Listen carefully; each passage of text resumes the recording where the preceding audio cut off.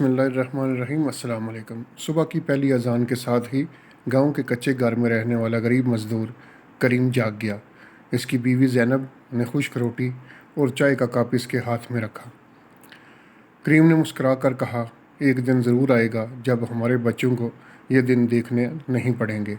करीम हर रोज़ शहर जाकर मजदूरी करता, मगर शाम को इतनी ही कमाई होती कि वह मुश्किल घर का खर्च चलता।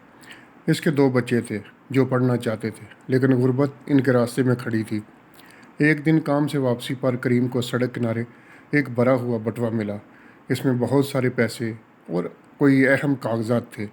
वो चाहता तो अपनी गुर्बत ख़त्म कर सकता था, मगर इसने सोचा हराम का माल कभी सुकून नहीं देता। वो बटुए में मौजूद शनाख्ती कार्ड के ज़रिए मालिक के घर पहुंचा। बटुए का मालिक एक अमीर ताजर था। इसने बटुआ देखकर हैरत से पूछा, तुमने सारे पैसे ही वापस कर दिए? करीम ने मुस्कुराकर जवाब दिया कि सर, मैं गरीब ज़रूर हूँ लेकिन बेईमान नहीं। ताजर इसकी दयानतदारी से बहुत मुतासर हुआ।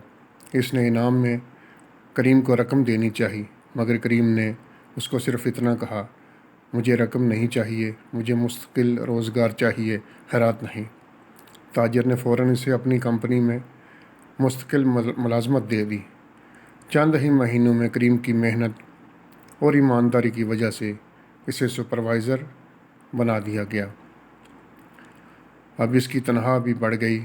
बच्चों ने अच्छे स्कूल में दाखिला ले लिया और इसके घर में खुशहाली आ गई। एक दिन करीम ने अपने बच्चों से कहा, बेटा, याद रखना, दौलत इंसान को बड़ा नहीं बनाती, बल्कि ईमानदारी, मेहनत और सब्र इंसान को इज़्ज़त दिलाते हैं।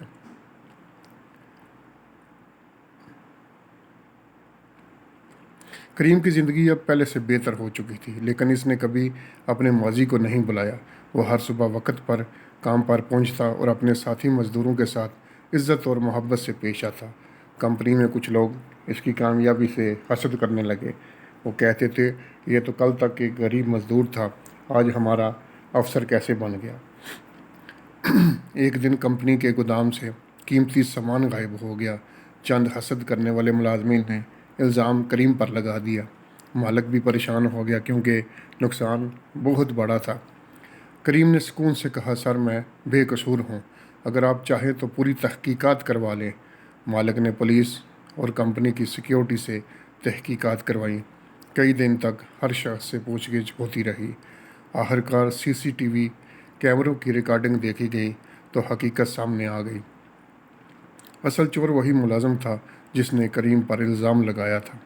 इसे फ़ौरन गिरफ़्तार कर लिया गया।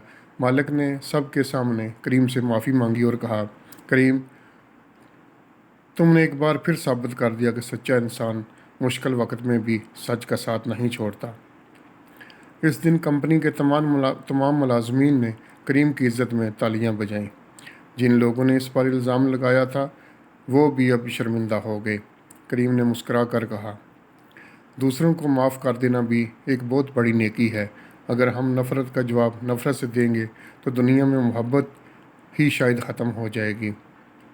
इस वाक़ये के बाद मालिक ने करीम को कंपनी का जनरल सुपरवाइज़र बना दिया। इसकी तनख्वाह मज़ीद बढ़ गई, लेकिन इसके अपने पुराने मज़दूर दोस्तों को कभी नहीं बुलाया।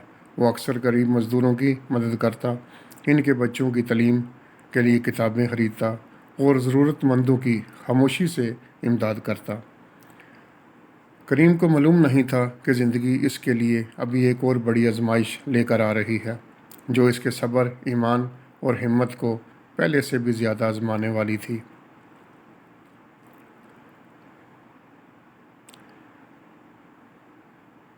करीम की नेकी और ईमानदारी की शोहरत अब पूरे शहर में फैल चुकी थी। लोग इसे इज़्ज़त की निगाह से देखते थे, मगर ज़िंदगी हमेशा एक जैसी नहीं रहती। एक दिन कंपनी को शदीद माली नुकसान हुआ। कारोबार तकरीबन बंद होने के करीब पहुंच गया। मालिक ने तमाम मुलाजमीन को जमा किया और अफसोस से कहा, अगर हालात ना बदले तो हमें कंपनी बंद करनी पड़ेगी। ये खबर सुनकर हर मुलाजम परेशान हो गया। बहुत से लोग नई नौकरी की तलाश में लग गए, लेकिन करीम ने हिम्मत नहीं हारी। इसने मालिक से कहा, सर, اگر آپ اجازت دیں تو ہم سب مل کر کمپنی کو دوبارہ کھڑا کرنے کی کوشش کریں۔ مالک نے حیرت سے پوچھا، کریم، سب میرا ساتھ چھوڑ رہے ہیں تو تم کیوں میرا ساتھ دے رہے ہو؟ کریم نے مسکرا کر جواب دیا، جس شخص نے مشکل وقت میں میرا سہارا بنا، آج میں اسے اکیلا کیسے چھوڑ سکتا ہوں؟ یہ سن کر مالک کی آنکھوں میں آنسو آ گئے۔ اگلے کئی ہفتوں تک کریم دن رات محنت کرتا رہا۔ اس نے مزدوروں کا حوصلہ بڑھایا، فضول خرچی کم کی اور نئے گاہکوں سے رابطے کیے۔ آہستہ آہستہ کمپنی کو دوبارہ آرڈر ملنے لگ گئے۔ چند مہینوں بعد پھر وہی کمپنی ایک بار پھر منافع کمانے لگی۔ مالک نے سب کے سامنے اعلان کیا، آج اگر یہ کمپنی دوبارہ کھڑی ہے تو اس کا سب سے بڑا کریڈٹ کریم کو ہی جاتا ہے۔ اس نے کریم کو کمپنی کا حصہ دار بنانے کی پیشکش کر دی۔ کریم نے عاجزی سے کہا، میرے لیے سب سے بڑی دولت عزت اور لوگوں کا اعتماد ہے۔ اس کی بات سن کر ہر شخص جذباتی ہو گیا۔